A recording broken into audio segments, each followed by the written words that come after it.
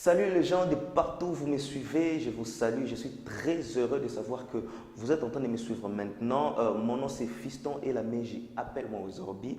Bienvenue dans ce tout premier numéro des Connais-toi toi-même. Là où nous allons parler de tellement beaucoup de choses et des réalités, faire des analyses sur des choses. Et aujourd'hui, nous allons commencer avec un sujet très sensible et le plus grand sujet de tous les temps, qui est la vie. À tout de suite.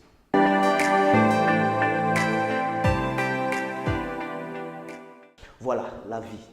Beaucoup de gens, quand on leur demande la vie et tout ça, chacun a sa définition ou sa façon de définir la vie selon ce que l'on entend, ce que l'on voit, ce que l'on croit et selon toutes ces choses. Mais exactement, c'est quoi la vie? La vie est peut-être définie par ce que tu entends par là ou par ce que tu es en train de faire ou par ta vision. C'est pas du tout mauvais.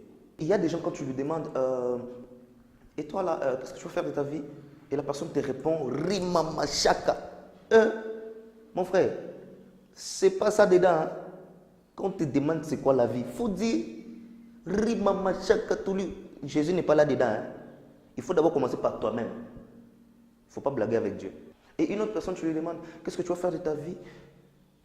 Tu vois, moi, mon père a 3 entreprises. Mon papa, on t'a demandé ta vie. On n'a pas demandé la vie de ton père.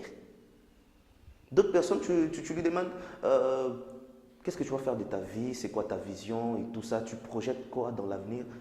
Et la personne te répond, ma mère c'est une femme d'affaires, tu vois, elle a beaucoup d'argent. On a demandé ta vie, pas la vie de ta mère. Il faut savoir ce qu'on veut dans la vie. Commence par te connaître toi-même. Et voilà. Il y a les autres qui ne savent même pas où ils sont en train de partir. Mon cher, ma soeur, mon frère, ta vie, c'est d'abord défini par toi-même. Commence d'abord par définir ta vie par ce que tu veux être. Ce qu'on oublie, c'est que même les choses qui nous arrivent, même les obstacles que nous rencontrons font partie du plan. Si tu as un plan, voilà pourquoi les autres personnes font un plan A et un plan B. C'est pourquoi? C'est pour être prudent.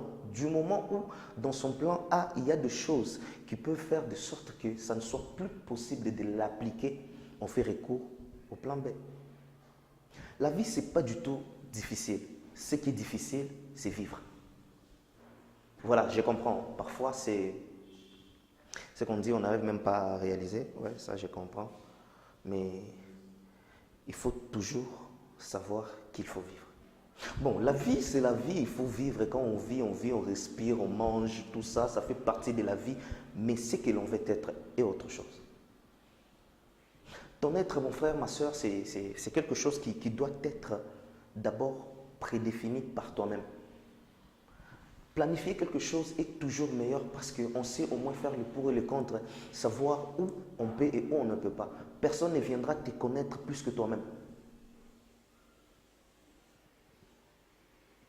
Et dans d'autres cas, il faut d'abord commencer par se faire l'analyse par soi-même, savoir ce qu'on veut, ce qu'on ne veut pas, ce qu'on peut faire, ce qu'on ne peut pas faire.